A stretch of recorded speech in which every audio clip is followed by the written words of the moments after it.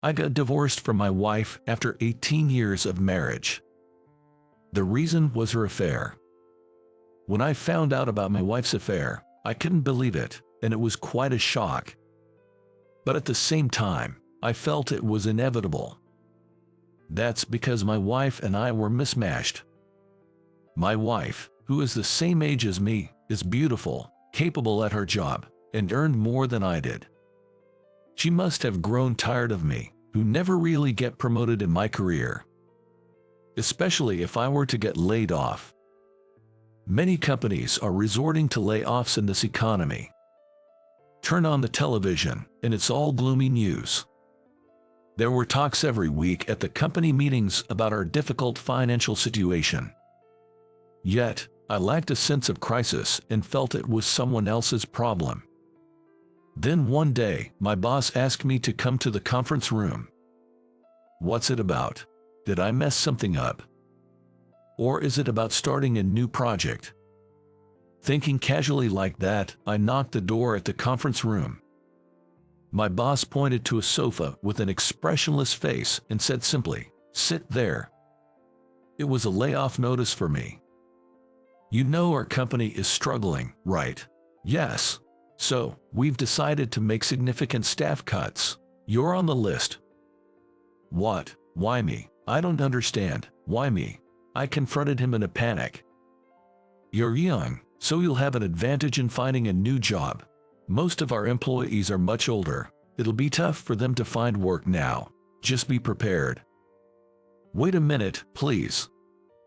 The door closed, leaving me behind. I had dedicated myself to this company, never imagining such a turn of events.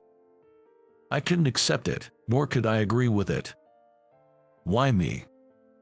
I couldn't tell my parents or friends. I also couldn't bring myself to tell my wife, but I couldn't keep quiet forever. When I finally told her about being laid off, her eyes widened in shock. "What? We've got bills to pay, so hurry up and find a new job. I can't be the only one bringing in money." She said that sharply. But I couldn't get myself to feel urgent about finding a new job, considering the future. In this economy, losing a job and finding a new one isn't easy. Our savings were dwindling. I knew we, a family of 3, were living off the savings. But it really made me mad to hear my wife say it. We often fought about money. Even after cutting costs by stopping our daughter's lessons and saving on tutoring fees, living was still tough. And that led to more arguments. Our once happy family had gradually become strained. One day, when my wife showed me our bank account, the low balance made me realize things were really bad. I worked part-time jobs while job hunting. I even did day labor, but quit when I couldn't physically keep up. My wife stopped saying anything. Her cold look said it all. One day, during that period of life, on my way home from a part-time job, I unexpectedly ran into a college classmate on the train. "Hey, David, long time no see. How are you?" "Yeah."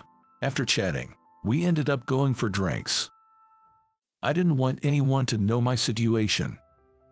But part of me wanted someone to listen to my story. At the bar, fueled by alcohol, I told him about being laid off. He responded, "Man, that's rough. Everyone's got bills. Hey, you know what? A person at the company we do business with quit because of family care needs. They're hiring right now. I'll introduce you." "Really? Please, I'm desperate," I begged, grasping at straws. It seemed like a glimmer of hope. With that in mind, I headed home from the bar. On the way, I saw a car parked by the road and my wife getting out. "Huh? Did someone give her a ride?" I was about to approach when a man came out of the driver's seat, put his arm around her waist, and pulled her close. What's this? That night turned into a big fight, and we decided to divorce. I told her I didn't want any money. We had a 17-year-old daughter, Natalie. I thought she would choose my wife, but she decided to stay with me. Honestly, that made me happy. After that, Natalie and I started living together. She never said it, but I knew she was deeply shocked to find out about her mom's affair.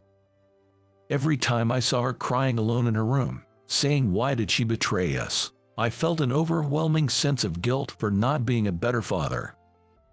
Natalie was doing her best. She was smart and always at the top of her class in school. She must have taken after her mother. As for me, since the divorce, I just couldn't focus on work. The company I was introduced to was fairly well known, and without my friend's help, I would never have been hired there. Fortunately, I managed to get a job at that company. There were many more talented employees there, and I felt out of my league. Then one day, I made a terrible mistake. A shipment from overseas was delayed due to a cargo ship's delay, causing a delay in the delivery to the client. It was a sudden incident, but I knew there was a possibility of it happening, yet I hadn't informed the client beforehand. The client was furious when they found out, and the deal fell through. My boss, Kevin, didn't scold me outright, but he put his hand on my shoulder and said, "I'll have to report this to the boss." That's when I thought I might be fired, and I couldn't focus at work after that. About a month later, I was called in by Kevin. He told me I was being transferred to a branch office in the countryside. It was basically a demotion. I had a feeling it might happen, but it was still a shock. Kevin said, "Don't take it hard. I think you'll do better in that branch. You can work there more freely." All I could say was, "Understood." When I got home, I told Natalie about the demotion. "I'm sorry for being such a useless dad." She said, "Don't say that. You're doing your best. Don't blame yourself." She's such a kind girl. Natalie is turning 18. She's been accepted into a national university in California and will start living alone this spring. So, Natalie and I will be living apart. Since we were apart, we kept in touch occasionally. "Natalie, are you doing well? How's living on your own?" "Yeah, I've gotten quite used to it. I've made a lot of friends at uni, too." "That's good to hear." Hearing her cheerful voice made me feel better too. "How about you, Dad? How's it over there?" "There's a lot of nature here. It's nice." The branch, where I was transferred, turned out to be much better than I expected. Being in the countryside, the air is clean and, more importantly, the people are wonderful. Not just the employees, but everyone in the town is friendly and kind. They greet with a smile. It feels like everyone in the town is family. Since I came here, I've been learning to work at my own pace and gradually getting accustomed to the job. By the end of the first year, I got much better at my work, and the staff started saying, "We're really glad to have you, David."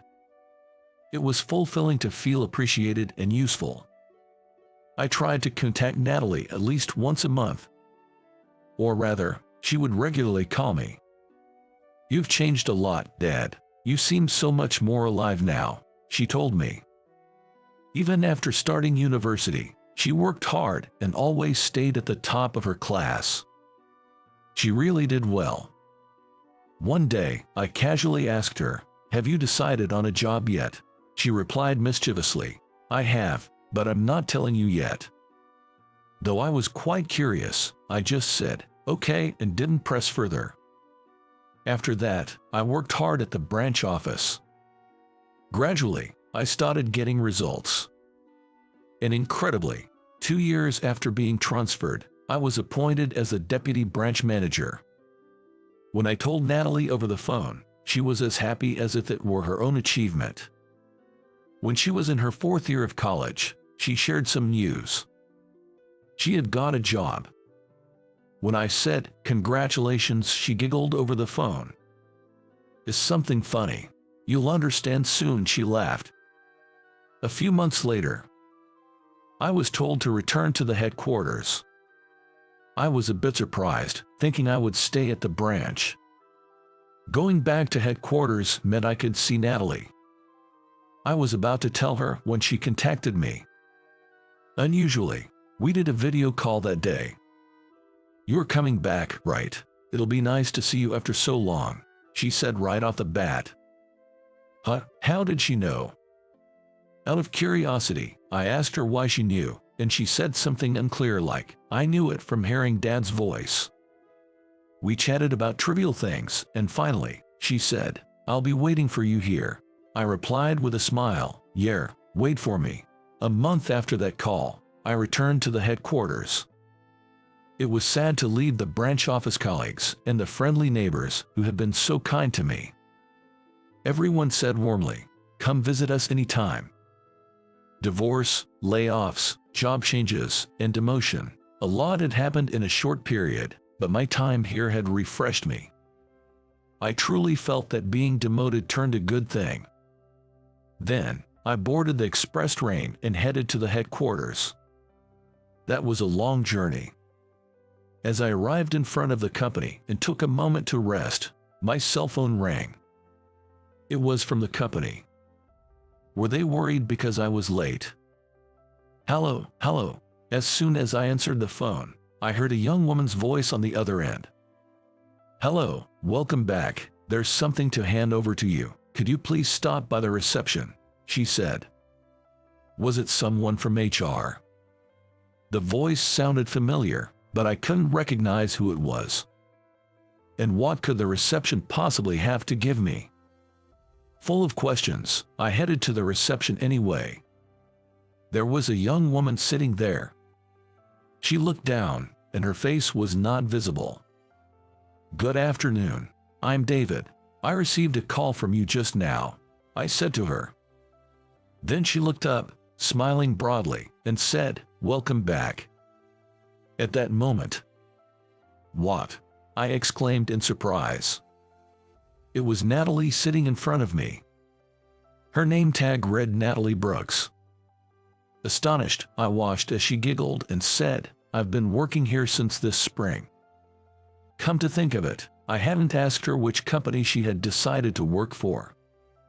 I never imagined it would be my company. And then she handed me a bouquet of flowers. There was a card with a message, "Welcome back. Looking forward to working with you." "What's this, Natalie?" I felt an overwhelming sense of happiness. Then Kevin also appeared. "Working at the same company with your daughter. That's enviable," he said with a smile. "Welcome back. We're counting on you here." I bowed and replied, "Thank you, I'm looking forward to it too." That evening, I decided to go out for dinner with Natalie, who I hadn't seen in a while. After sitting down and toasting, I asked, "Why did you choose this company? You could have got a better one, couldn't you?" She laughed and replied, "Well, I was worried about you, Dad. I thought I needed to be by your side." "Is that so?" I said, laughing along, and then she continued. "When I went for the interview, Kevin was the interviewer. He recognized me as your daughter right away. He said that you are a very hard-working person."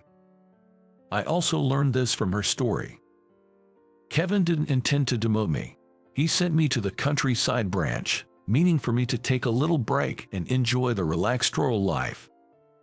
At that time, with all that had happened, he thought the countryside branch was a better fit for me. It was his way of being kind. Natalie said, "With such a kind boss, I thought I could work here with peace of mind. That's why I chose this company," smiling. Then, a bit shyly, she added, "Well, the main reason was that I wanted to work at the same company as you." What a sweet daughter. She started working as a receptionist at the headquarters, and her beauty quickly made her popular among the male colleagues. As a father, I'm a bit worried, but she's truly a daughter to be proud of. Thanks to my accomplishments at the branch, I'm now doing well at work. From now on, I plan to work hard alongside my proud daughter.